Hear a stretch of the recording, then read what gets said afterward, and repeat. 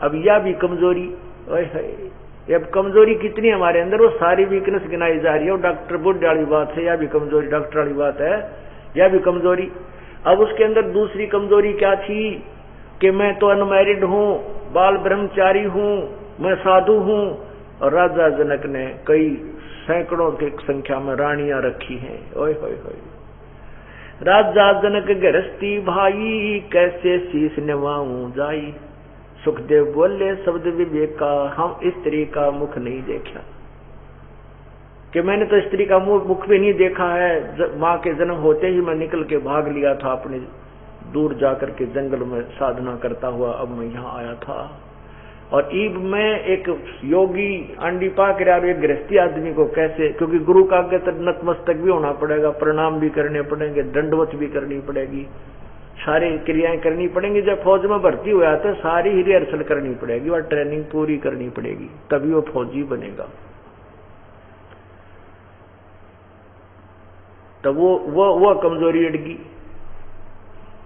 तो उन्होंने कहा कि देखो महर्षि जी, जब भगवान ने आपको आदेश दे दिया फिर सोचने की आवश्यकता कहाँ रहेगी। फिर अगर मान ले तूने घूमे गया और नाम तूने लिया नहीं, गुरु बनाया नहीं, तो कहाँ जाएगा, गधा बनेगा गधा।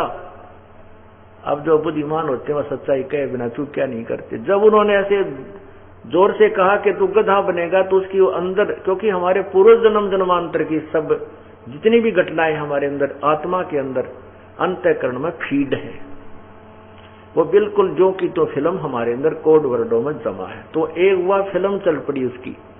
तो वो सुखदेव को याद आया कि वो एक बार गधा बना हुआ था। तब उसने याद आ रहा ऐसे ऐसे की आंखों में पानी आ गया। तब कहने लगा, भाई महापुरुषों तुमने तो मेरी आंख खोल दी, अब मैं उपदेश लूंगा। मैं एक समय गधे की योनि भोग रहा था, सुखदेव ऋषि बता रहे हैं। उस समय कुम्हार के पजावे पे मैं चढ़ता था, ऊपर से पक्की ईंटें मेरे ऊपर कमर पर लाद देता था, कच्ची ईंटें नीचे लाकर पक्की उतार देता था, नीचे से फिर कच्ची ईंटें भर के ऊपर पजावे पर ऊंचे 40 फुट ऊंचाई पर चढ़कर डाला करता था। अत्यधिक कार्य करने से, समय पर जल आदि प्राप्त न होने से मेरी आंखें खत्म होगी, मैं अंधा हो गया। अंधा होने के बाद मेरे मालिक ने भी धक्के मार दिए और मैं निकट आऊं तो लठ मारे, चालता कर दे। मैं चलता चलता एक जंगल में जा रहा था, एक रास्ता पकड़ लिया, उस रास्ते जा रहा था, आगे एक नाला था, मुझे दिखाई कुछ दे नहीं रहा था, उस नाले के अंदर मैं फंस गया। उसमें ऐसा फिट हो गया, मेरे चारों पैर नीचे और आगे से मुंह और पीछे से कमर और पीठ, पिछला हिस्सा फिट हो गया, कति पुली बन गई, एक पुल बन गया मैं उस नाले के ऊपर। और वहां जंगल में दूर स्थान पर इक्का दुक्का व्यक्ति आता जाता था, तो वो उन्होंने मुझे निकाला नहीं, मेरे ऊपर पैर रखे और पार हो जा, मेरी पुली बना ली। 1 हफ्ते तक भुगत कर प्यासा और भूखा में मरा, तड़प तड़प गए। अब मुझे वो बात याद आ रही है, अब मैं राजा जनक के पास जाऊंगा और उपदेश दूंगा। तो यहां बताना चाहते हैं, सुखदेव ने 84 भुगती बना पजावे खरगो, तेरी क्या बुनियाद पुरानी तो पेंडा पंथ पकड़े वो। अरे सुखदेव जैसे महापुरुषों के लिए ऐसी पूरी बुरी हालत दुर्गति हुई, गधा बना पजावे, गधा खर माने गधा बना पजावे खरगो, और तेरी क्या बुनियाद पुरानी। अब बखत पे विचार कर ले।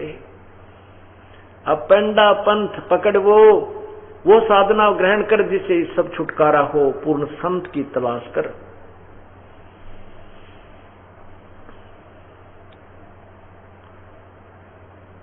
अब इन कथाओं से आपने एक तो ये हुआ कि गुरु धारण करना अति आवश्यक है। गुरु के बिना बात नहीं बनेगी, और गुरु भी नकली ना हो, पूर्ण गुरु। पूरे गुरु की सेवा कीजिए।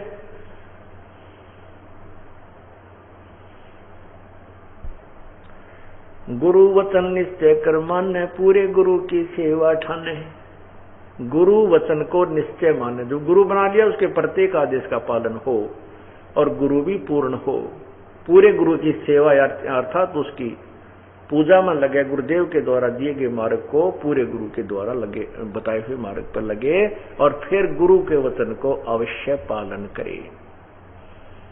तो गुरु भी होना चाहिए, पर गुरु किस कैसा, जैसे कोई ब्रह्म तक की साधना बताता है वो भी गुरु है, जो परब्रह्म तक की साधना बताता है वो भी गुरु है, जो पूर्ण ब्रह्म तक की साधना बताता है वो भी गुरु है। लेकिन इन गुरु गुरु में भेद है। जो पूर्ण ब्रह्म की साधना बताता है वो सत्य गुरु है, वो तत्वदर्शी संत है। अब सतगुरु तो इसलिए कहना पड़ता है कि जो अन्य गुरु हैं वो सत्य से परिचित नहीं है, वास्तविक ज्ञान नहीं जानते। इसलिए अगर और ज्ञान ना होता, अन्य भ्रमित करने वाले ना होते तो गुरु शब्द ही बहुत था। लेकिन सतगुरु इसलिए कहना पड़ता है कि उससे अलग कोई और संत है जो तत्व ज्ञान से परिचित है, उसको सतगुरु कहते हैं। अन्य कोई सतगुरु नहीं है, क्योंकि उनको ज्ञान नहीं सच्चा, वो गुरु सच्चे कैसे हो सकते हैं। तो जो भी जिस लेवल का, जिस स्तर का गुरु है और उसने जिस भी देव या ब्रह्म या परब्रह्म या पूर्ण जिसकी साधना करनी है, उसी के उस गुरु से संपर्क होना चाहिए। फिर उसके बाद फिर गुरु के प्रति आपका कैसा लगाव हो।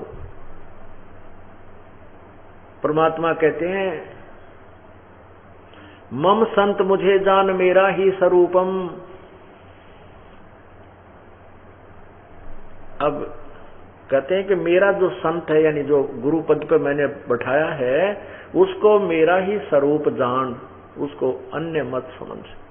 क्योंकि फिर आपके मन में भगवान जैसी भावना नहीं बनेगी, प्रभु वाली भावना नहीं बनेगी। तो आप प्रभु जब आपके सामने आएंगे तो भी आपके अंदर जो गुरु जी को देखने से कसक होती है, गुरु जी के सामने आने से जो आप में प्रक्रिया होती है, तो यही प्रक्रिया का अभ्यास बनेगा। और जब आप वास्तव में परमात्मा के पास जाओगे तो वो प्रक्रिया आपकी वहां काम आएगी जो रिहर्सल आपने यहाँ कर रखी है।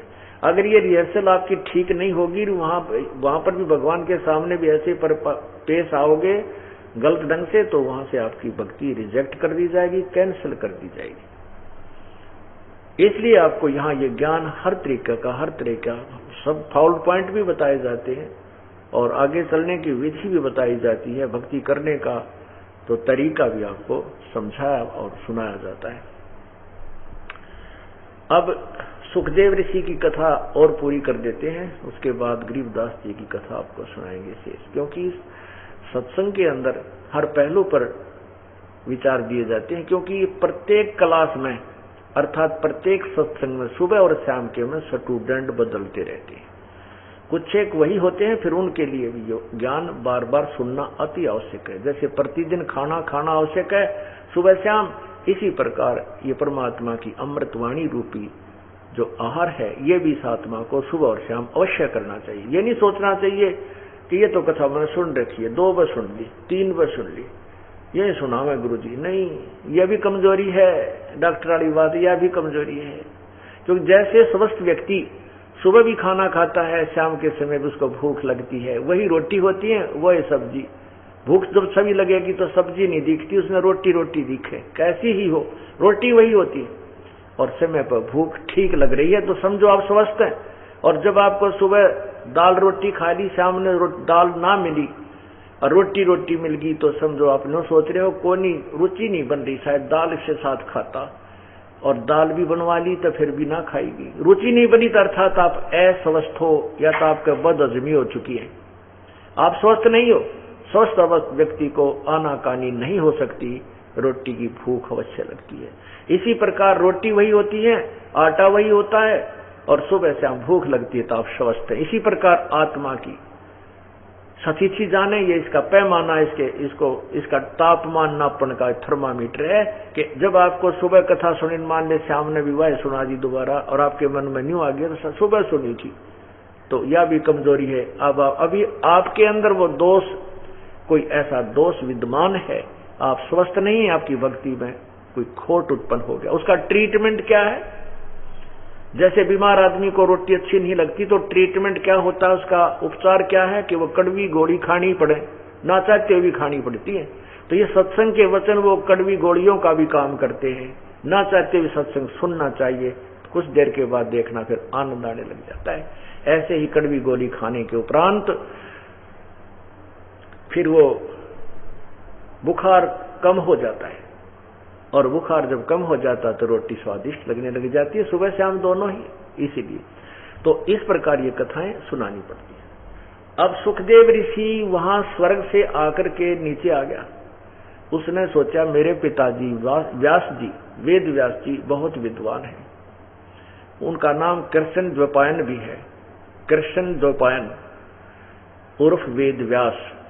तो वेद व्यास जी के पास आए, उन्होंने सोचा कि अपने पिताजी से और पूछ लो एक बार, वो भी सच्ची बात बताएंगे, विद्वान पुरुष हैं।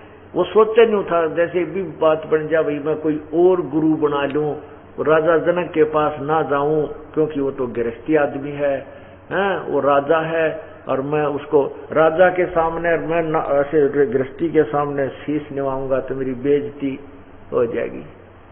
कमजोरियां बहुत है हमारे अंदर, ये सभी सत्संग से निकलती हैं। तो व्यास जी के पास गया, पहले तो घर से निकल गया था, काफी वर्षों के बाद जब दोबारा व्यास जी के पास गया, जब व्यास जी ने सीने से लगाया, आ मेरा पुत्र, मैं तो तेरे दर्शन को भी तरस रहा था, तू कहाँ रहा इतने दिन, क्योंकि जन्म होते ही चला गया था सुखदेव जी, फिर लौटकर तब आया था जब वो खूब युवा हो चुका था। तो व्यास जी ने पूछा, फिर व्यास जी के सामने भी सुखदेव ऋषि जी ने अपनी वह समस्या बताई जो भगवान विष्णु के लोक में जाने वाली, और विष्णु जी को ने उसको स्वर्ग में न रहने की परमिशन देने वाली, क्योंकि उसने गुरु नहीं बना रखा था। तो व्यास जी ने कहा, अरे बेटा, अरे महर्षि, मैं तो यूं सोचू था मेरा बेटा मेरा नाम रोशन करेगा, और तू तो नरक में जाने की तैयारी कर रहा है, गधा बनेगा गधा। गुरु बिन माला फेरते, गुरु बिन देते दान, गुरु बिन दोनों निष्फल हैं, ते पूछो वेद पुराण। राम कृष्ण से कौन बड़ा, उन्हों भी गुरु कीन, तीन लोक के वेधनी, गुरु आग अधीन। कहते राम कृष्ण तो बड़ा को ना, तू राम कृष्ण से तो बड़े नहीं हो। राम कृष्ण ने भी गुरु बनाए। श्री कृष्ण जी ने दुर्वासा जी को आध्यात्मिक गुरु बनाया, संदीपनी जी उनके अक्षर ज्ञान के गुरु थे, केवल शिक्षा के गुरु जैसे टीचर होते हैं एजुकेशन वाले, और श्री रामचंद्र जी ने वशिष्ठ गुरु बनाए। तो यहां बताना चाहते हैं कि जब राम कृष्ण जिनको तुम सुप्रीम पावर मानते हो अपने लेवल पे, अपने दिमाग पे, और उनने भी गुरु बनाए, तो तुम बगैर गुरु के कहां ठिकाना होगा। इस बात को सुखदेव व्यास जी की बात सुनी, फिर उस व्यास जी के सामने अपना दुख व्यक्त किया कि हे पिताजी, भगवान ने तो एक और समस्या मेरे सामने पैदा कर दी। व्यास जी ने कहा कि क्या समस्या आ गई। उन्होंने कि भगवान श्री विष्णु जी ने कहा है कि आप राजा जनक से उपदेश ले लो। राजा जनक तो बाल बच्चेदार है, राजा है, और मैं सन्यासी हूं, और मैं कैसे जाऊं, कैसे उसको शीश निभाऊं।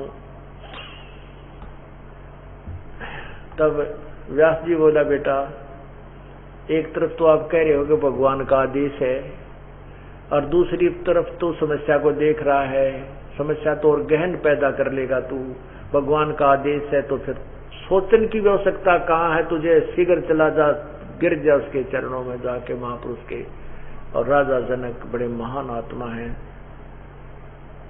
अब सुखदेव को कोई शेष विकल्प नहीं बचा, तो चल पड़ा राजा जनक के मिथिलापुरी में।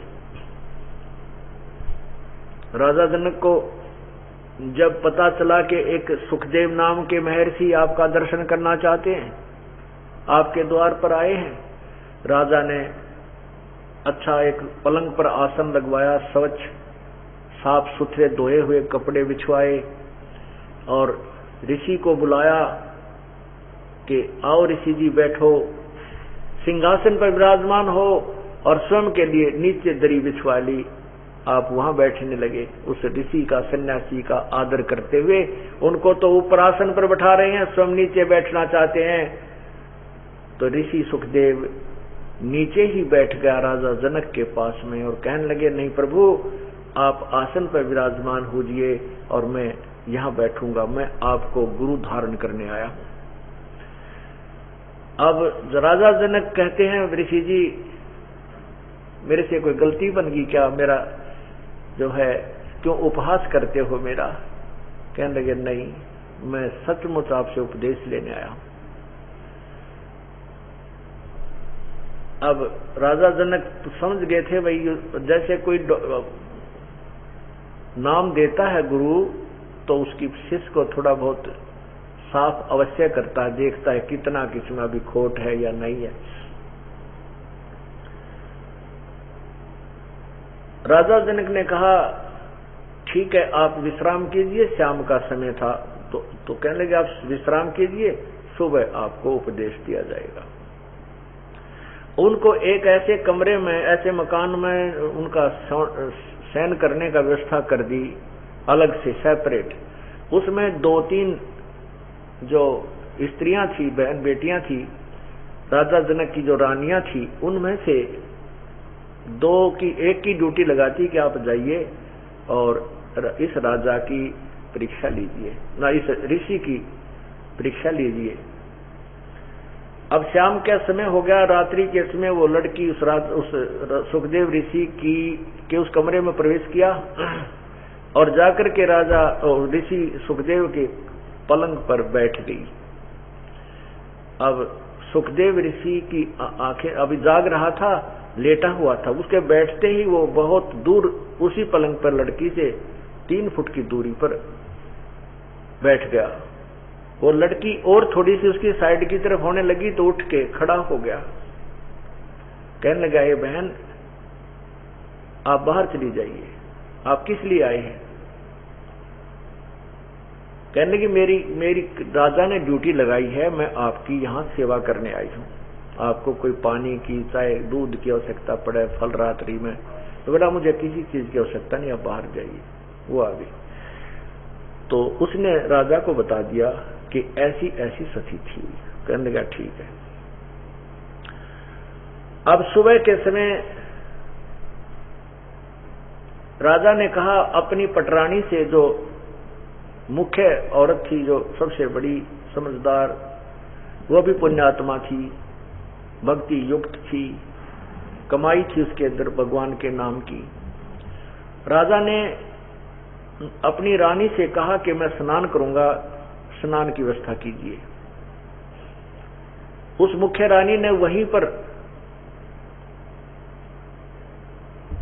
एक बड़े कमरे में, बड़े दरवाजा होता था, बड़ा गेट होता था, वहीं पर जहां पर सुखदेव ऋषि बैठा था, आसन पे नहीं बैठा वहां पर, लेकिन नीचे बैठा था। सुबह सुबह स्नान करके आकर नीचे दरी बछवा के वहां बैठा हुआ था।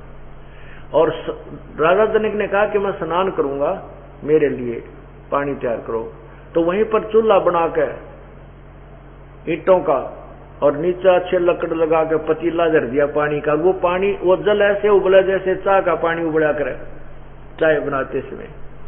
और उस रानी ने वही नौकरों से उसके उबलते हुए पानी के चूल्हे के साथ में पाटड़ा डलवा लिया, एक फट्टा सा नहाने का लकड़ी का। राजा जनक उस तख्त पर बैठकर स्नान करने के लिए कपड़े उतार कर धोती बांध कर बैठ गया।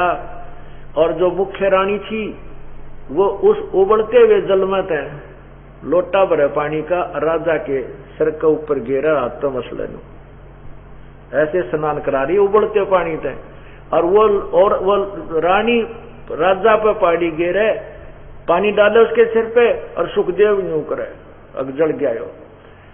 नहा गर्म पानी गिर रहा है राजा जनक पर और सुखदेव इकट्ठा हो रहा है, अक्युत जलेगा, लेकिन कुछ नहीं हो रहा। लड़की ना उस रानी का हाथ जल रहा है, ना राजा के ऊपर कोई पानी का, गर्म पानी का प्रभाव है। और वो तो राजा जनक ने कहा, उसके मन की बात जान के कि सुखदेव के अंदर क्या दोष भरा है। कहने लगा ये सुखदेव ऋषि व्यास के बेटे, आज आगे उठ कर, तो किसा महापुरुष है, बेरा पटेगा, तू कैसा ब्रह्मचारी है, कैसा ऋषि है। मेरे स्नान करने के बाद जो जल ये गटर के अंदर जा रहा है नाली में, तो इस मांगुली दे दे बेटा, मैं जान जाऊंगा तो किसा ब्रह्मचारी कैसा साधक है। न बोला ना मैं ना दो इस उंगली, मेरी तो सारी उंगलियां कट जाएगी, इतना गर्म है। उठा नहीं वहां से, न बोला नहीं नहीं नहीं नहीं ये तो बहुत गर्म है। तब राजा विहंस देई जब तारी, राजा हंसा जोर पे और ऐसे ताड़ी बजाई, और मुझे स्नान करावे नारी। जिस औरत को तू शकल भी ना देखना चाहता था और अपने आप को एक महापुरुष मानना फिरता, ये रानी, ये स्त्री भक्ति से इतनी युक्त हो गई है कि साधना करने से इसके ऊपर भी ये गर्म वस्तु अफेक्ट नहीं करी, प्रभाव नहीं करी। ऐसा योग कमाया पूता, क्या हुआ जो इंद्री धूता। इंद्री क्रम लगाओ किसके, जैसे जीव्या लेप नहीं मधुरस के। ने बोला बेटा तने के भक्ति करी, क्या योग किया। अब तो इस चीज से भी डर रहा है कि शाम के समय तेरे पास स्त्री भेजी मैंने और तो उसको स्त्री मान रहा है। तेरे अंदर विवेक नहीं है, तेरे अंदर आत्मज्ञान नहीं है। तत्व ज्ञान तो बहुत दूर की बात है, तुझे आत्मज्ञान भी नहीं है। आत्मज्ञान सबसे प्रथम कड़ी का होता है। आत्मज्ञान कि ये आत्मा कौन है, हम कहां से आए, ये प्राइमरी क्लास का ज्ञान। तुझे ये भी नहीं, ये स्त्री क्या है, पुरुष क्या है, ये शरीर क्या है, अंदर आत्मा क्या चीज है, तू ये भी नहीं जानता और बना खड़ा महर्षि और सन्यासी। तो क्या कहता है कि जैसे आपके पलंग पर ये रानी बैठी, आप घबरा गए, उठकर चल गया आपने इसको, क्या ये अग्नि थी, तुझे फूंक देती, तेरे अंदर दोष था, तुझे इसलिए दोष लगा, तुझे तेरे अंदर कमी थी, कमजोरी थी जिससे तू घबरा गया। नहीं तो तू बैठता, बहन आ जा बेटी, क्या बात है बेटा, कैसे आ गया। बिल्कुल भी तेरे अंदर कोई हलचल नहीं होनी चाहिए थी। अगर तू आत्मज्ञानी भी होता, तू आत्मज्ञानी भी होना। आत्मज्ञानी को क्या होता है कि जैसे सांग होया करते पहले गांवों में, जैसे आजकल ते फिल्म चल पड़ी, पहले सांग होया करते, स्वांग जिसको शुद्ध हिंदी में स्वांग बोलते हैं। तो उसमें क्या होता था कि वो एक कथा सुनाया करते थे, एक मंडली होती थी, नाटक मंडली, उसको स्वांगी कहा करते थे।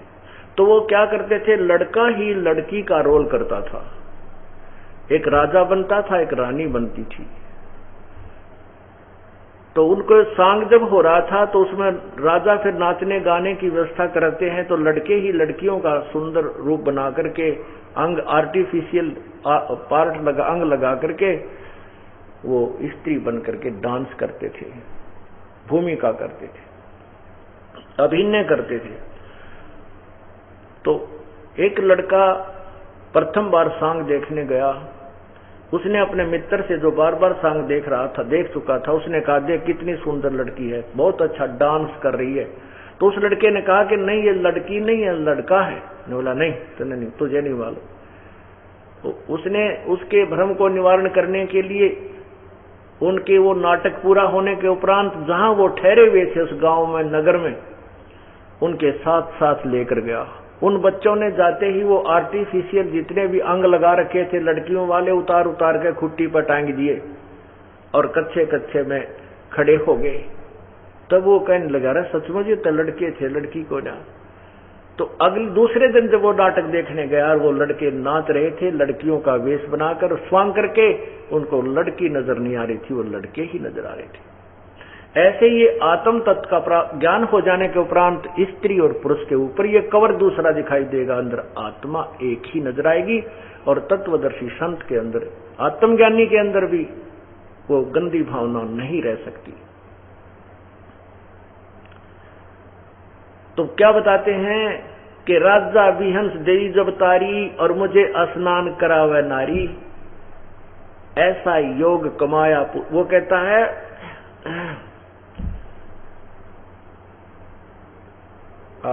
राजा जनक जी कहते हैं कि ऐसा योग कमाया पूता, कि क्या भक्ति करी बेटा तूने, और क्या हुआ जो इंद्री धूता। इसे क्या क्या मामला सिद्ध हो गया, तूने बाल ब्रह्मचारी रह गया, इंद्रियों पर काबू पा लिया। काबू कैसे पाया, जैसे जीभ चठोरी है, मांग के दे पकौड़े खाऊं लड्डू खाऊं, नहीं खाता, कंट्रोल कर लिया। कहते हैं वो तो बात अलग चीज है, अच्छी बात है कर दिया तो, लेकिन इससे बात क्या बनी। जैसे खेत संवार कर छोड़ दिया, अड़ंगा का उसमें कोई कुबाड़ जाम नहीं रहा, अरे खेत पड़ा बगैर ठीक किया, बिना बाया हुआ, बगैर संवारा हुआ, जाड़ बोझड़े न्यू के न्यू खड़े हैं। और जो संवार रखा है, जिसमें सब कुछ तैयारी कर रखी है, बीज दोनों में, बीज उसमें बीजा नहीं, तो दोनों एक जैसे हैं, अर्थात दोनों में कोई लाभ, दोनों व्यर्थ ही है। तो तूने साधना ठीक करी को ना, ये तो एक कंट्रोल किए फिर रहा तू। तो फिर उसने कहा कि नाम परमात्मा की भक्ति में न तो कोई शादी वादक होती है, और नहीं कराता है तो भी अच्छी बात है, करा ले तो भी कोई दिक्कत नहीं है, लेकिन साधना शास्त्र अनुकूल करनी पड़ेगी, और साथ में अपनी जो मर्यादा में भी रहना पड़ेगा। तो क्या बताते हैं कि इंद्री कर्म लगाओ किसके, जिव्या लेप नहीं मधुरस कह। जैसे हमने देखो मन की इच्छा बनी कि शहद खाऊं, अब शहद को जीभ ने प्रयोग किया, उसका आनंद जीभ के माध्यम से आत्मा ने लिया, मन ने लिया, लेकिन जीवा पर उसका कोई लेप नहीं रहता, खाने के बाद जीवा के ऊपर उसका कोई लगाव नहीं रहता। इसी प्रकार जब हम पूर्ण परमात्मा की भक्ति में लगते हैं तो केवल इंद्रियों के कंट्रोल मात्र से बात नहीं बनेगी, इंद्रियों की कंट्रोल के बाद फिर हमने वो साधना भी करनी होती है। जैसे कंट्रोल कितना होता, संयम, व्यभिचार नहीं करे, विवाह किया है संतान उत्पत्ति करे, व्यभिचार नहीं करे, फिर किसी का चोरी चप्पा नहीं करे, इस तरह की जो बकवादे हैं इन पे कंट्रोल करे। मन चाहता सिनेमा देखूं, टीवी देख लूं, अच्छे गाने सुनो, इनको तो रोकना स्वाभाविक है, आवश्यक है, अवश्य है, और भक्ति मार्ग का नियम है। इसके साथ साथ भक्ति वाला बीज भी बीजना पड़ेगा, और बीज भी सही हो। आम की जगह पर किक्कर बोली बबूल, और उसकी सेवा भी कर रहे हैं, उसकी सिंचाई भी कर रहे हैं, सोचे बाग बनेगा आम लगेंगे, नहीं, वो तो सूल लगेंगी। गलत साधना करने से भक्ति भी कर रहे हो, गलत नाम लेकर के, गलत शास्त्र विधि को त्याग कर मनमानी पूजाएं जो कर रहे हैं, वो साधनाएं भी खूब कर रहे हो और मेहनत भी खूब है, पैसा भी लगा रहे हो, लेकिन अंत में वो शास्त्र विधि रहित होने के कारण हानिकारक होगी, लाभ नहीं देगा। जैसे आम के स्थान पर बबूल बीज दिया, हमने करनी थी पूर्ण परमात्मा की साधना, कर ली दूसरे देवताओं की, ये तो बबूल बीज लिए। जैसे गीता जी के अध्याय नंबर 7 के 12 से लेकर 15, 12 से लेकर 23 तक जो निर्णय ज्ञान दिया है गीता ज्ञानदाता, स्वयं भी कहता है मेरी भक्ति भी अनुत्तम है और इन दूसरे देवताओं की भक्ति भी कति घटिया से घटिया है। वो एक ही परमात्मा पूजा के योग्य है, उसकी साधना करनी चाहिए। उसके लिए किसी तत्वदर्शी संत की तलाश कीजिए, उसके बताए अनुसार साधना करके अपना मोक्ष प्राप्त कीजिए। तब सुखदेव ऋषि जी ने राजा जनक से उपदेश लिया और अपना, अब राजा जनक तो विष्णु जी का उपासक था और विष्णु जी की साधना करके सुखदेव स्वर्ग लोक विष्णु लोक में चला गया। इतना लाभ हुआ, जैसे किसी का तहसीलदार मेल है, तहसीलदार लेवल का लाभ दिवा देगा, तो ऐसा हुआ। राजा जनक पहले राजा अम्बरीश थे, वही आत्मा जो राजा जनक वाली है, वो राजा जनक पहले सतयुग में राजा अम्बरीश थे, और वही राजा जनक हुए जो सीता जी के पिताजी कहलाए, मिथिला नरेश। और वही राजा जनक फिर गुरु नानक देव जी की आत्मा, वही गुरु नानक देव जी पंजाब में तलवंडी के अंदर उत्पन्न हुए, और फिर उनको जब वो वही आत्मा गुरु नानक देव जी के रूप में आई, उस समय पूर्ण परमात्मा उनको सचखंड लेकर गए, तत्व ज्ञान से परिचित कराया। फिर उस पुण्य आत्मा ने ये सच्चा भक्ति मार्ग अपनाया और जन जन को समझाया। अब ये क्या करता है, काल कैसे ठगता है इस जीव को। राजा जनक विष्णु तक की भक्ति की, विष्णु लेवल की, राजा अम्बरीश रूप में भी की। राजा जनक हुए, उसी पुण्य के आधार पर फिर वो कुछ देर स्वर्ग में रह गए, फिर दोबारा मनुष्य शरीर हुआ, वह बैटरी फिर पूंजी शेष थी, उसके अनुसार राजा जनक बने। जब राजा जनक बने तो वो राजा जनक का समय पूरा करके राजा जनक वाले जीवन का पूरा करके भक्ति करके जब वहां से वो चला विमान में बैठकर विष्णु के लोक को, अब काल का जाल बड़ा भयंकर है पुण्यात्मा, यो ऐसे ठगता है अपने को जब तक हमें तत्व ज्ञान नहीं होता। तो ये क्या जब जा रहा था विमान, तो इसका विमान काल ने, ब्रह्म ने ऐसे स्थान से गुजार दिया जहां पर नरक में हाहाकार, एक अलग नरक बना हुआ था, उस नरक में हाहाकार मच रहा था। उसमें 12 करोड़ आत्माएं बिलख रही थी, कर्म भोग रही थी, हाहाकार मचा रही थी। राजा जनक, क्योंकि साधु में दया होती है, भक्त में दया होती है, राजा जनक ने उन पायलट से कहा कि विमान रोको मेरा। उन्होंने विमान रोक दिया कि ये किसके रोने की आवाज है, इसका पता लगाओ। साथ में जो पार्षद थे, उसको लेने आए थे नौकर भगवान के, वो कहने लगे कि राजा यहाँ पर एक नरक है, इसमें अपने किए हुए कर्म का भोग प्राणी भोग रहे, आप चलो, आपका सफर आगे का है। राजा जनक ने कहा कि नहीं, इन सभी को नरक से बाहर निकाल दो। अब वो कहने लगे कि आप अब राजा नहीं हो, आपका हुक्म यहां नहीं चलेगा, यहां तो धर्मराज का हुक्म चलेगा, उनकी आज्ञा से सब कुछ होता है। कहते धर्मराज से मुझे मिलाओ, धर्मराज को बुलाओ, मैं नहीं जाऊंगा, मैं यहीं रहूंगा जब तक इनको नहीं निकाल दोगे। तब धर्मराज के पास पुकार गई, धर्मराज न्यायाधीश वहीं आकर प्रकट हो गए, वहां आ गए। कहने लगे राजन क्या बात है। राजा जनक ने कहा कि इन सब 12 करोड़ जितने भी इसमें जीव हैं सबको निकाल दो। राजा उस न्यायाधीश ने कहा इसमें 12 करोड़ प्राणी हैं जो अपनी करनी का दंड भोग रहे हैं, अपने पाप कर्मों का दंड भोग रहे हैं, इनको नहीं निकाला जा सकता, कोई विधान नहीं है इनको निकालने का, ये प्रभु का नियम है। राजा जनक ने कहा कि मुझे भी इसमें डाल दो, मैं नहीं जाऊंगा आगे। अब उन धर्मराज ने सोची अच्छी आंट पकड़ ली भाई, इसने तो अच्छी हट की। फिर उसके दिमाग में बात आती है, कहने लगी एक विकल्प है इसका। धर्मराज ने कहा कि एक विकल्प है। राजा जनक ने कहा बोलिए क्या विकल्प है, मैं वही करने को तैयार हूं। कि तो आप अपने पुण्यों को इनको दे दीजिए, इनको हम निकाल देंगे। राजा जनक ने कहा बोलो कैसे करना है। कहा कि आप अपने पुण्य संकल्प कर दीजिए सब प्राणियों के नाम पे। तो राजा जनक ने अपने आधे पुण्य संकल्प कर दिए। देख काल का जाल, बंदी छोड़े। अब ये तत्व ज्ञान है जो आपको हर तरह से सचेत करेगा, हम कहां कहां धोखा खाते रहे। आधे पुण्य आधी भक्ति उन 12 करोड़ पुण्य दे दी। 12 करोड़ जो नरक में भोग रहे थे वो नरक खाली करा दिया। अब क्या हुआ कि वो विमान में बैठकर सभी 12 करोड़ आत्माएं कहां पहुंच गई, कौमन स्वर्ग में चली गई।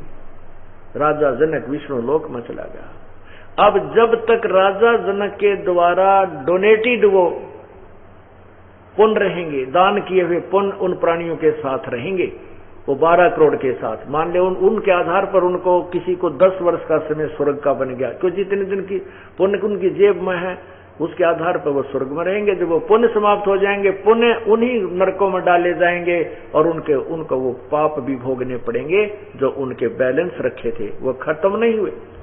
ये विधि उनको खत्म करने की नहीं है, ये तो पूर्ण परमात्मा की भक्ति से और सच्चे नाम और सार नाम की शक्ति से ये पाप नष्ट होंगे, अन्यथा कोई विकल्प नहीं है, कोई तरीका नहीं। उससे ऐसे होते हैं जब ही नाम हृदय धरो भयो पाप को नाश, जब ही सतनाम हृदय धरो भयो पाप को नाश, और जैसे अग्नि चिंगारी अग्नि की पड़ी पुराने घास। अब राजा जनक स्वर्ग की पीड़ में जो उसकी शेष पूंजी बची थी, शेष पुण्य बचे थे, स्वर्ग में रहे। उन पुण्यों को खत्म होने के बाद से श्री नानक जी बने। राजा जनक रूप में कितने हाथी घोड़े, कितने ठाठ बाट पालकियां, कितना सेना थी। अब वो पुण्य खत्म होने के बाद फिर एक सिंपल मैन कालूराम मेहता के घर पे वो पुण्य आत्मा का जन्म हुआ। वहां से नए सिरे से बिजनेस व्यापार शुरू किया। उसी समय एक नौकरी करने लगे। जब तो पहले दुनिया ना जाने कितने नौकर थे उस पुण्यात्मा के, जब वो राजा थे, और स्वयं एक नवाब के मोदी खाने की नौकरी श्री नानक जी कर रहे हैं। ऐसे ये विधान बता रहे हैं इस काल के जाल का पूर्ण परमात्मा की कृपा से परमात्मा ने बताया आकर के। तो फिर उस पुण्यात्मा को परमात्मा आकर मिले कि ये पूर्ण संघर्षशील आत्मा है, कई युगों से भटक रही है, परमात्मा की चाह है, इसको दिशा ठीक नहीं मिली। वो दयालु खुद आते हैं और बेई नदी पर जो स्नान करने गुरु नानक देव जी गए हुए थे, वहां से दरिया में डुबोने का बहाना करके और उनको सतलोक लेकर गए, सचखंड लेकर गए। फिर आकर के उनको वो सच्चा नाम सतनाम दिया, जैसा जो शाम को आपको दिखाया था। वो वही उनको आदेश था कि और कोई नहीं बताना अभी, क्योंकि ये काल के जाल के दूतों के हाथ पड़ जाएगा सच्चा नाम। फिर ये जब ये भक्ति काल आएगा, भक्ति काल आ गया है, भक्ति का समय आ गया है। इस भक्ति समय के लिए गुप्त रखा हुआ था, नहीं बताना किसी को। लेकिन पुण्य आत्माओं को उस जैसे वाहे गुरु राम राम सीताराम राधे श्याम, इस लालच में ये पुण्यात्मा भक्ति करते रहते हैं, यानी परमात्मा की चाह बनी रहती है। और साथ में साधु संत एक सेवा की व्यवस्था, सत्संग की व्यवस्था करते हैं। इसमें आने से सेवा का भी पुण्य होता है, परमात्मा की वाणी पढ़ने से भी यज्ञ बनती रहती है। इस कारण से उनको आने वाले समय में जब मनुष्य शरीर मिलता है तो वो पुण्य उनके साथ कुछ शेष रह जाते हैं और फिर भी उनमें भक्ति की चाह रह जाती है। तो इस कारण से इस प्रभु ने, पूर्ण परमात्मा ने इस समय तक ये सभी वास्तविक मंत्र छुपा कर रखे हुए थे, ये किसी को नहीं बताने थे। लेकिन जिनको उन्होंने दिए उनका मोक्ष जरूर करना था, उनको दिए हैं, उन्होंने भक्ति की है, लेकिन उनको आगे किसी को देने का आदेश नहीं था। जैसे आपने रात्रि के समय जन्म साखी में, साखी समुद्र में पढ़ा, गुरु नानक देव जी के पीछे बाला और मर्दाना आ रहे थे और समुद्र पर चल रहे थे। तो गुरु नानक देव जी ने कहा था कि तुम वाहे गुरु करके मेरे पीछे पीछे आ जाना। वो भी चल पड़े ऐसे ही। और गुरु नानक जी वो 2 अक्षर का नाम सतनाम को उच्चारण करके जानबूझ कर उनको सुना रहे थे। देखता हूं ये नकल करते हैं कि मेरे वचन पर डटते, तो जवान से बोलने लगे आवाज में, जैसे ओम, फिर दूसरा मंत्र, विधि से नहीं जाप कर रहे थे, केवल उनको सुना रहे थे। तो मर्दाना जी भी वो वाहे गुरु छोड़ करके और वो जाप करने लगे, जो गुरु जी सतनाम को बोलते हुए आ रहे थे। तो मर्दाना जी डूबने लगे। तब गुरु नानक जी ने कहा, भाई तो नाम गलत जपने लग गया, तो वाहे गुरु बोल। वाहे गुरु कौन? कबीर परमात्मा, पूर्ण ब्रह्म, सारी सृष्टि के रचनहार, तो उसका नाम ले। तो वाहे गुरु देखो, प्रत्येक कोई भी मंत्र है, जैसे आप वेद का मंत्र कोई लेकर पढ़ने लग जाओ, उसका लाभ मिलेगा। आप अमृतवाणी गुरु नानक जी की या परमात्मा कबीर साहिब की या किसी संत की वाणी को पढ़ते रहो, उसका भी लाभ मिलेगा, लेकिन मोक्ष नहीं है उससे। उसको पुण्य अवश्य है, कुछ लाभ मिलेगा, कुछ आंशिक, लेकिन मोक्ष नहीं होगा। मोक्ष होगा सभी प्रक्रियाओं से। जैसे किसी ने ग्लूकोज चढ़वा ली, वो भी लाभ है, लेकिन रोग नहीं कटेगा उससे। तो ऐसा व्यवस्था बना रही कि मरे नहीं, वो ग्लूकोज से मरेगा नहीं, काफी देर चलेगा शरीर। इस प्रकार जो अन्य साधनाएं भगवान वो बताई गई है हमारे पूर्ण पंथों में, तो वो अभी तक जीवित है, वो आत्माएं अभी तक, अर्थात उनमें भक्ति की कसक है। अब ये ट्रीटमेंट दिया जाएगा जो वास्तविक है। अब ये आगे चलेंगे। तो इसलिए उस पूरे सिख पंथ में वास्तविक मंत्र जाप नहीं है, वाहे गुरु सतनाम श्री वाहे गुरु। सतनाम वो 2 अक्षर का है, सतनाम जाप नहीं करना। जैसे हम राम राम कहते हैं, राम राम कोई जाप नहीं है, ये तो एक अलग भगवान के एक शक्ति भक्ति बोधक शब्द है। और राम का नाम भिन्न भिन्न है। जैसे ब्रह्म का ओम है, पूर्ण ब्रह्म का ओम, तत् और सत। तत् और सत ये सांकेतिक है, अलग मंत्र है। ओम तत् सत ये कोई जाप नहीं है। तो इस प्रकार ये साधना थी। तो कहने का भाव यह कि इस प्रकार हम जब सत्य साधना करेंगे तभी हमारा मोक्ष होगा। तो अब इसी प्रकार आप पूर्व जन्मों में बहुत बहुत भक्ति करते हुए आ रहे हो, तभी ये शरण मिली है आपको, नहीं तो ये मार्ग जल्दी से नहीं मिल सकता। आप बहुत पुण्य आत्मा है, क्योंकि आपके शुभ कर्मों की आप स्वयं नहीं जान सकते। ये दास के पास वो पैमाना है नापन का। क्या बता रखा है? लख बर सूरा दूजही लख बर सावत दे, लख बर यति जहान में तब सतगुरु शरणा ले। ऐसी पुण्यात्मा लाख लाख बार रही हो। लख बर सूरा जो जही लख बर सावत दे, कहते हैं जैसे एक शूरवीर क्या होता है, शूरवीर जो सूरमा उसको कहते हैं जो अन्याय सहन नहीं करता और किसी और कोई पाप उपद्रव नहीं करता, किसी बहन बेटी को, बेसिक बलवान है लेकिन दुष्कर्म मिसयूज ऑफ पावर नहीं करता, वो शूरवीर होता है। और वो सामने लड़कर मर जाता है न्याय के विरुद्ध, उल्टा कदम नहीं रखता, इतनी पुण्य आत्मा होती है। कहते ऐसा ऐसा तू लाखों बार रहा हो, लख बार सूरा जूझ ही लख बार सावत दे। सावत दे कैसे होती है कि किसी के हाथ घुटनों से आगे नीचे तक आ जाते हैं, किसी का एक बड़ा होता है, किसी के दोनों भी हो जाते हैं, वो बहुत जन्मों की पुण्य आत्मा हो, बहुत पुण्यकर्मी आत्मा मानी जाती है। ऐसे ऐसे भी तेरे जन्म लाखों बार हो चुका हो तू, और लख बार यति जहान में। जैसे यति एक तो जति होता है, जति वो होता है केवल अपनी पत्नी से ही वो संबंध रखता है, अन्य की तरफ नहीं झांकता। एक यति होता है वो कभी स्त्री को छूता ही नहीं है। तो कहते लख बार यति जहान में, तब की तो सतगुरु शरणा ले। बात कहने का भाव ये है कि मान ले, क्योंकि यति रहना भी एक बहुत बड़ी भक्ति की आड़ ही होती है। बगैर भक्त ज्यादा भक्ति ना होगी वो यति नहीं रह सकता, कभी ना कभी दिल्ली और छोड़ दे जाया करे। वो ऐसा भी तू रह चुका, पुण्य इतने थे, कभी तू अपने दिल को डांट चुका, नहीं तो रुका नहीं करता, वो भी खत्म हुआ क्योंकि आप यति भी रहे और भक्ति सही ढंग की नहीं, तो फिर पशु बन गया, फिर उसी उन्हीं क्रियाओं में फिर शुरू हो गया। फिर क्या कहते हैं, गोरख से ज्ञानी घने ये सुख दे जति जिहान, सीता सी बहु भारिया पर संत दूर अस्थान।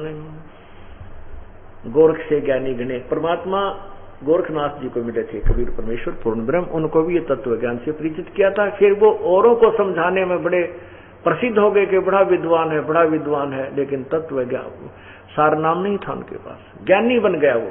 फिर भी कहते हैं गोरख से ज्ञानी गणे, मेरे ज्ञान ने समझ के करा कितने ज्ञानी पाक जाएंगे।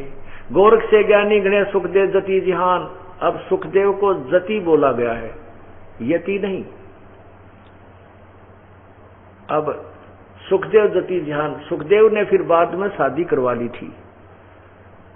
उसके बाद क्योंकि मर्यादा में रहा, एक पत्नी व्रत पर डटा रहा, तो जति कह रहा।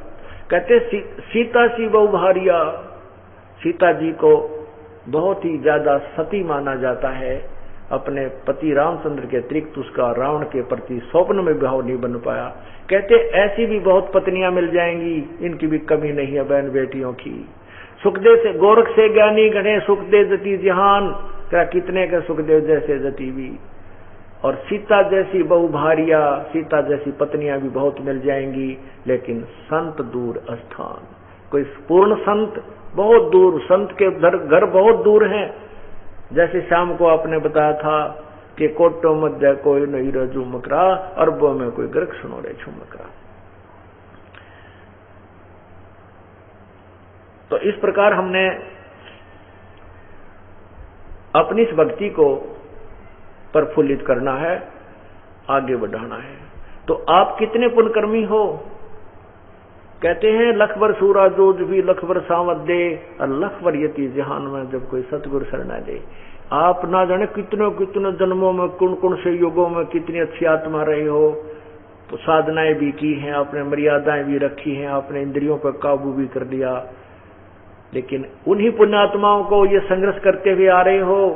और कभी कबीर परमात्मा के साथ जब आए थे प्रभु, आज से 500, 600 वर्ष पूर्व, उस समय 64 लाख से उस परमात्मा के हुए थे।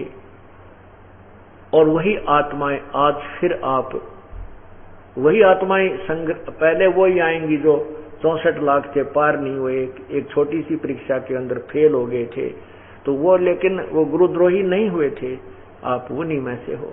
तो आप इतनी पुण्यात्मा हो जो आपको ये मार्ग मिल रहा है। कारण कोई भी बनता है, कोई मित्र मिल जाता है, कोई सहेली मिल जाती है, आजा वे बहन, आजा भाई, आजा आपको ज्ञान सुन लो, ये कैसेट सुन लो, ये किताब पढ़ के देखो। तो जो पुण्यात्मा इनको सुन लेती है वो तुरंत आ जाती है। वो कौन होती है? अमरी बोली बोल है सो देसी मारा, अमरी बोली बोल है जो देसी मारा। कैसे? जैसे आपको पिछले सत्संग में भी सुनाया था, प्रत्येक सत्संग में ये उदाहरण देने पड़ते हैं। एक कोयल होती है, कोयल। कोयल अपने अलग घोंसला बना करके अंडे उत्पन्न नहीं करती, क्योंकि वो कौवा खा जाते हैं। कौवे छोड़ते नहीं उनके अंडों को, नष्ट कर देते हैं। वो समझदारी करती है। जो मादा कौवा होती है, उस कौवी के ने जिस कौवी ने अंडे दे रखे होते हैं, अंडे उत्पन्न करने के बाद घोंसले से वो चुग्गा चुनने जाती, आहार करने जंगल में दूर चली जाती है। पीछे से वो मादा कोयल उस मादा कौवी के घोंसले में अंडे उत्पन्न कर जाती है। जब वो कौवी आती है दोबारा, तो वो देखती है तेरे 2 अंडे थे, 4 हो गए। अब उसको पता नहीं ये 2 तेरे कौन से हैं, नहीं तो नीचे गिर दे या खा ले उनको। इस दृष्टिकोण से वो उन चारों के चारों को परवरिश करती है, उनको परिपक्व करती है। बच्चे एक जैसे शक्ल के होते हैं, अंतर नहीं होता, लेकिन उसमें वो उड़ने लग जाते हैं, दूर जाते हैं, फिर वापस आ जाते हैं, दूर जाते हैं, फिर वापस आ जाते हैं। वो कोयल देखती रहती है। वो कोयल दूर बैठकर एक किसी बाग में या किसी वृक्ष की टहनी पर अपनी आवाज लगाती है, कुहू कुहू कुहू। जो कोयल के बच्चे होते हैं वो एकदम ऐसे देखते हैं चारों तरफ, उनका नजर आते, क्योंकि वो उस बोली को पकड़ रहे हैं। वो कोयल के बच्चे तो उस जहां उनकी माता बोल रही है कुहू कुहू, उसकी तरफ उड़कर चल पड़ते हैं, लेकिन कौवी आड़े का बाम में भी कोनी। उस कौवे के बच्चों को वो असर नहीं कर रही वो कोयल की बोली, और वो कोयल वाले उड़कर अपनी मां के पास चले जाते हैं। वो कौवी थोड़ी बहुत देर दूर तो भागती है उसके पीछे, मेरे बच्चे गए, बच्चे गए। फिर देखती है ये तो बहुत दूर चले गए, कहीं उन दूसरों को, मेरे बच्चों को कोई हानि ना हो जाए। वो वापस आ जाती है और कोयल अपने बच्चों को लेकर चली जाती है। तो एक घर में 4 सदस्य हैं, 3 ने नाम ले लिया, एक ना लेता। कहा ना लूं ना लूं, ना सुनू, मैं थारी वाणी भी ना सुनू, मने नहीं अच्छी लगती तेरी ये बात। तो वो कौवे का बच्चा है, वो कोयल का बच्चा नहीं है। उसने कभी जन्म में भक्ति स्टार्ट नहीं की है, वो कभी सतगुरु के संग में नहीं रहा है। और जो पहले से प्रभु के जैसे 600 साल पहले आप उनके साथ थे, आप जरा सी वाणी सुनते ही आपकी आकर्षण बढ़ जाता है। भले ही थोड़ा समय लग जाता है, लेकिन आप तुरंत आ जाते हो। तो ऐसे इस प्रकार कोयल और काग के बच्चों में अंतर है। अर्थात जो सतगुरु के संग में नहीं रहे हैं, वो अभी कौवे के बच्चे समझो, अर्थात काल के ही अधीन हैं। उनको उन्होंने यही साधनाएं की हैं, सत साधना कभी नहीं स्टार्ट की। परमात्मा ने आपके ऊपर मेहर की है किसी जन्म में, तभी आप शीघ्र आ रहे हो। पहले तो ये 64 लाख आएंगे जो पहले बिछड़ गए थे हमारे भगवान से, हमारे से, और उसके बाद फिर उन 64 लाख के साथ दूसरे अरबों खरबों आएंगे, क्योंकि उनका कलम चढ़ावांगे, जैसे कलमी आम बना दिया करें। अब वो काल की भक्ति जो कर रहे हैं, उनके ऊपर भी परमात्मा की आगे पढ़ाई पढ़ाएंगे। जैसे किसी ने 5वीं कक्षा पास कर ली, अब 8वीं तक पढ़ावाएंगे। 8वीं कर ली तो 8वीं के बाद 10वीं तक, फिर BA और MA, अलग अलग टीचर बदलते रहते हैं। अब पता लग जाएगा जो साधना वो कर रहे हैं, तत्व ज्ञान से पता चलेगा। तो जिसने 5वीं पास हो चुकी है, तो वो 6ठी में प्रवेश लेना ही चाहिए। बुद्धिमता है, बार बार उसी में रिपीटेशन नहीं करना चाहिए। तो ऐसे ही जो साधनाएं तुम कर रहे थे, ये तो असंख्य जन्मों से करते आ रहे हो। कोटि जन्म तुम भ्रमत हो गए, कुछ ना हाथ लगा रे, कुकर सुकर खरबा बोरे, कौआ हंस बगारे। कितनी बार ये साधना आप कर चुके हो। जैसे गीता जी में लिखा है कि अर्जुन तेरे, और चौथे जाएंगे 5वें श्लोक में, तेरे और मेरे बहुत जन्म हो चुके हैं, तू नहीं जानता मैं जानता हूँ। गीता जी अध्याय नंबर 2 के श्लोक 12 में कहा कि अर्जुन ऐसा नहीं है कि ये राजा लोग और तू और मैं, ये सैनिक अभी उत्पन्न है, हम पहले भी थे, आगे भी होंगे। अर्थात तेरे और मेरे जन्म मृत्यु होती ही रहेगी, इसका कोई विकल्प मेरे पास नहीं है। यदि तूने जन्म मृत्यु से छुटकारा पाना है, पूर्ण मोक्ष चाहिए, तो उसके लिए तू तत्वदर्शी संतों की खोज कर। और चौथे अध्याय के 34वें श्लोक में कहा है। फिर कहा कि उस परमेश्वर की शरण में जा, 18वें अध्याय के 62वें श्लोक में, उसकी कृपा से तू उस परमेश्वर की सर्वभाव से उस परमेश्वर की शरण में जा, उसकी कृपा से तू परम शांति और शाश्वत स्थान अर्थात सत्यलोक को प्राप्त होगा। और गीता जी अध्याय नंबर 15 के मंत्र 4 में कहा है कि जब तुझे तत्वदर्शी संत मिल जाए, उस तत्व ज्ञान के आधार से, तत्व ज्ञान रूपी शस्त्र से इस उलझे हुए ज्ञान को, गुत्थी को काट कर उस परम पद परमेश्वर की खोज करनी चाहिए। उस परमेश्वर के उस परम पद की खोज करनी चाहिए जहां पर गए हुए साधक फिर लौट कर संसार में नहीं आते, अर्थात उनका जन्म फिर नहीं होता। वो सतलोक है, शाश्वत स्थान है। अब गरीबदास महाराज जी उस तत्व ज्ञान को सुन रहे थे, 10 वर्ष के बालक। तब गरीबदास जी महाराज ने कहा कि हे भगवान, आपका वो सतलोक कैसा है, आपके दास को एक बार दिखाने की कृपा करो। तब परमात्मा ने कहा, ले बेटा उपदेश ले, पहले प्रथम मंत्र ले। प्रथम मंत्र दिया, अब आ मेरे साथ, बैठ। आसन पदम लगा के, जैसे आसन पदम लगा के बैठा था, आत्मा शरीर से जीव निकाल लिया, शरीर ज्यों का त्यों रखा है, बैठा है। ऊपर लेकर गए, ब्रह्मा का लोक दिखाया, विष्णु का लोक दिखाया, शिव का लोक दिखाया और धर्मराज का लोक दिखाया, लोक स्थान ब्रह्मलोक दिखाया, बताए। और 21 ब्रह्मांड की सारी सैल करा के फिर 7 संख ब्रह्मांड के माध्यम अंदर से परब्रह्म के लोक दिखाते हुए सतलोक में ले गए और वो सब व्यवस्था ऊपर की दिखाई। उधर से बहुत समय बीत गया, 2-3 घंटे 4 घंटे बीत गए। वो दूसरे जो पाली थे गरीबदास जी के साथ, दूसरे गवाले थे, उन्होंने देखा कि भाई वो लड़की का लड़का, क्योंकि वहां के भाणजे थे गरीबदास जी महाराज छुडानी के, वो दूसरे जो बड़े पाली थे, गवाले थे, वो कहने लगे, रहे वो छोरी का छोरा कहाँ है, वो लड़का कहाँ है भांजा। वो बोले, वो तो महात्मा बना बैठा, देख वो बैठा समाधि लाए। ला उसने बुला के अपनी गांव घेर है, गौों के पास खड़ा हो, 2-3 घंटे हो गया हमने इसकी गौवें घेर रहे हैं, बन गया भगत। तो बाबा जी कहाँ गया रे, बाबा जी तो पता नहीं भाई कित गया। ला उसको उठ बुला लो, कहाँ है वो लड़के। एक दिन जाके कहने लगा, ओ गरीबू, गरीबदास नाम थे, उसको गरीबू कहा करते थे, गरीबा। ओ गरीबू उठ ले, गरीबू आजा। निकट आके जब उसको पकड़ कर नो बोला, ओ भगत खड़ा हो ले, अपने गाय घेर ले। अब उसमें शरीर था नहीं, वो तो शरीर रखा था, जीव नहीं था। जब उसने ऐसे करके कहा, ओ भगत जी खड़ा हो, चल तेरी गांव गौओं के पास चल, पाली खड़ा हो, तो ऐसे लुढ़क गया वो शरीर गिर गया। तो उसने आवाज लगाई भी, भाग गया, यो भांजा तो मर गया, इसकी मृत्यु होगी। अब वो सब पाली थे दौड़ कर आए, देखा सचमुच ये तो खत्म है। अब कुछ रोने लग गए, हाय यो क्या किया, मना करे थे इसने, वो जंतर मंत्र का दूध प्या गया, वो महात्मा ने छोरा मार दिया, लड़के की मृत्यु कर दी, हाय मर गए। लड़की का अकेला ही लड़का है, 12 वर्ष के बाद हुआ था वो लड़की, इसकी माँ रो रो कर टक्कर मार कर मर जाएगी, क्या होगा भगवान। अब वो 2-3 बच्चे पाली गांव में आए, सारी सतीथी बताई कि एक बाबा जी आया था, कंवारी गां का दूध काट के प्या दिया, हम तो नाट गए, हमने तो मना कर दिया था, लेकिन इस भांजे ने, बच्चे ने पी लिया, गरीबदू ने, और वो मर गया। नो सुनते ही उसके माता पिता दोनों बेहोश हो गए गरीबदास जी के। इकलौता पुत्र, वो भी 12 वर्ष के बाद शादी के उपरांत हुआ था, उसमें 12 वर्ष हो जाते बहुत दिक्कत होती थी, मानते थे। और इकलौता बेटा, कोई संतान नहीं थी, क्योंकि पहला पिता के संतान नहीं थी, मतलब नाना के, और फिर बेटी का भी ना हुई। इस चिंता में फिर लड़का हुआ, बड़ी खुशी मनाई गई थी। अब वो लड़का मर गया, तो दोनों माता पिता बेहोश हो गए।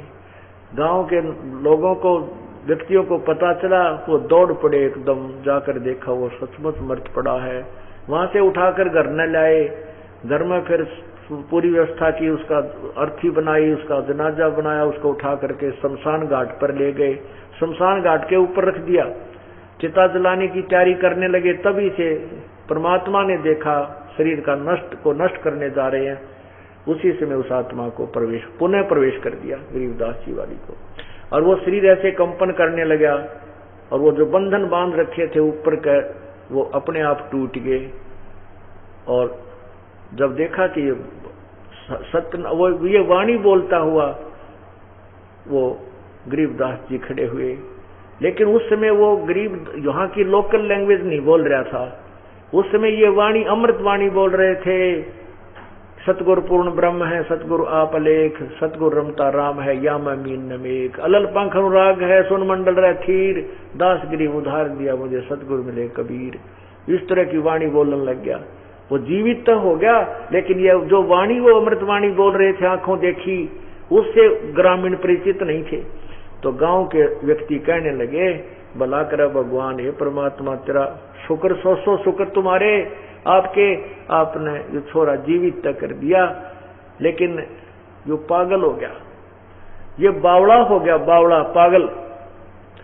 तो समझदार व्यक्ति थे, अपने आप को जो बूढ़े बुजुर्ग के थे, कोई बात ना, या छोरी लड़की इसके सारे अपने दन काट लेगी, जिसा बावड़ा बांगा बावड़ा है, और मर जाता तो भाई या तो साथ या छोरी मर जाती, लड़की मर जाती। तो कहने का भाव यह है कि उस तत्व ज्ञान से युक्त अमृतवाणी को ग्रामीण परिचित नहीं थे। अमृतवाणी ये जो आपको दास बोल बोल के सुना रहा है, ये वो गरीबदास जी महाराज के द्वारा ही बोलेगी, जो आंखों देखने के बाद। तो वो गांव वाले परिचित नहीं थे इससे कि ये के बोल रहा है, लेकिन वो उनको तो ऊट पटांग बोलता दिखा था। बावड़िया कहने लग गए उस परमात्मा के प्यारी आत्मा को, इन्होंने बावड़ा है, बावड़िया। वो आ गया, उसका रानी नाम था उनकी पूज्य माता जी का, ने वो कहने वो रानी का बावड़िया, वो आने लग रहा किरा के बोल रहा सारा दिन। 3 वर्ष के बाद जब वो 13 वर्ष के हो गए गरीबदास जी, एक दादू पंथी महात्मा आ गए, दादू पंथ के। दादू जी को भी परमात्मा कबीर जी मिले थे, और वो दादू पंथी महात्मा संतों की वाणी से परिचित था। गोपाल दास नाम था, और बणिये के घर का उसका शरीर था। वो मतलब चौथे आश्रम में था, 60-62 साल का, 65 साल का हो रहा था, वर्ष का हो रहा था, और जगह जगह जाकर के वो ज्ञान प्रचार करता था। जब गांव में जब वो दादू पंथी महात्मा आकर रुका, तो 2-4 ग्रामीण इकट्ठे हो गए और कहने लगे, महात्मा जी, साधु की विद्या को संत ही काट सकता है। हमारे लड़की का लड़का बावड़ा हो गया, एक संत ने पता नहीं किसी जंतर मंत्र का दूध पिला दिया, कुंवारी गाय का दूध निकाल के पिला दिया, और वो पागल हो रहा है, आप कुछ उसका इलाज कर दो। अब गोपाल दास ने, महात्मा ने सोचा भी इलाज देख लेता हूँ, वो भी थोड़ी बहुत भूत विद्या जाने था। उसने बुला लिया, तो लड़के का नाना भी 5, 10, 20 व्यक्ति इकट्ठे होकर के वहां लड़के को लेकर गए।